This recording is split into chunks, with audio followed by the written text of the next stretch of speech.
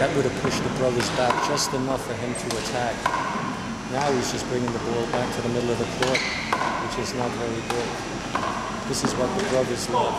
They just love doing this.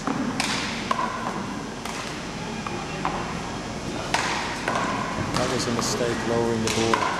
That was a mistake. Sostre is supposed to hit the ball at their feet, not at their body, at their feet. And he's not supposed to kill unless they're back farther. Okay.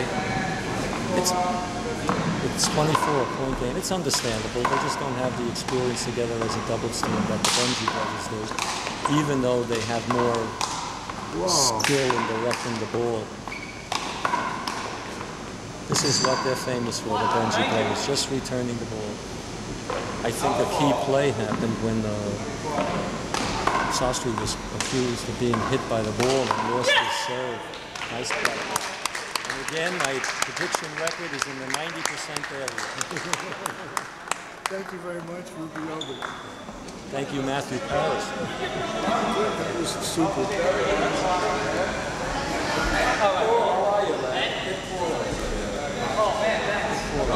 How you doing? It's the fellow you're seeing on the camera now, is it on? Is Paul Williams. He's on the National One-Ball Committee, and he's putting new life into this great game. He's come up with selling calendars about the players and things like that, and he's dedicated to the promotion of this game. He's always... Okay.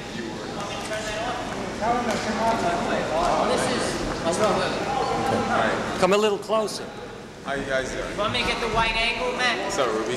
Pleasure. You see yourself? I already said that you're a fabulous four-wall player and you don't see the front wall, and most one-wall players can't become four-wall players. We've already established this. He's going to ask you one or two questions, and then I'll ask you one or two questions. Okay, I'm glad to see you in a big room because I can see the rest of the room. Makes it a little easier. Yeah. Now, I've seen you play a very, very physical style. You're a tremendous force on the court. At the same time, off the court, you have a lot of the skills of accommodation and negotiation. Is there a difference in the heart and the emotions between the kind of attitudes that you bring to a game, to a sport, and the kind of attitudes that you bring to the administration of the same sport? To me, it's almost the same thing. You know, one thing about the aggressiveness that I always had in handball has always kept me the same way off the court, in my personal work, and as far as just even working with handball. You know, it's that excitement that handball has that keeps me going, and I don't mind doing that on the court, or, you know, on the court or off the court. But I think what you're alluding to is this.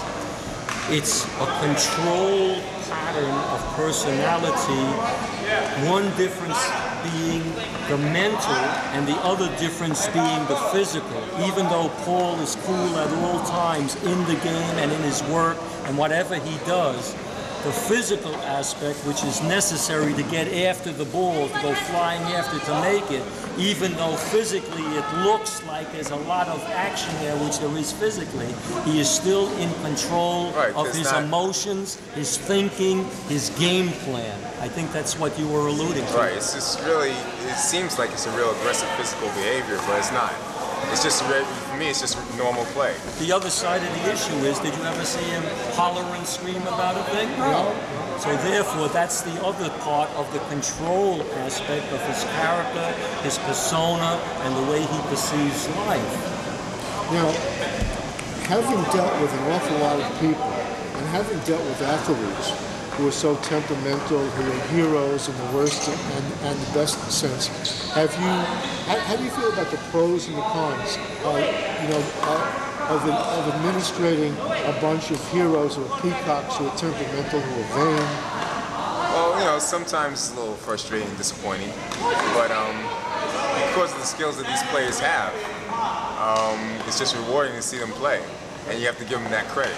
You know, you have to be sort of like a peacock, and still, you know, handball is a lot of ego involved, and it's that ego that excels you to the top.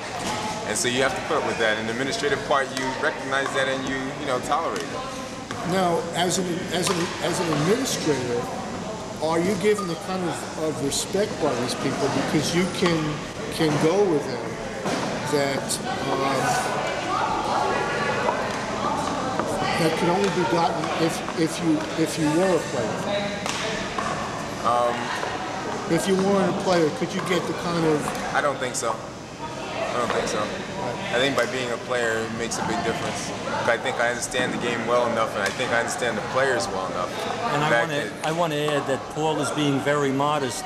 He was in the finals of the National One World Doubles Championship, and his great physique is shown diving after the ball on the cover of the United States Handball Association magazine. So he's a very modest guy. He's a tremendous athlete, a tremendous competitor. He's very controlled, which is his personality, but he's right up there with all the big guys. But he's not a peacock. He's just a gentleman. And you can be a peacock and a gentleman, but his nature is to be a gentleman foremost and firstmost.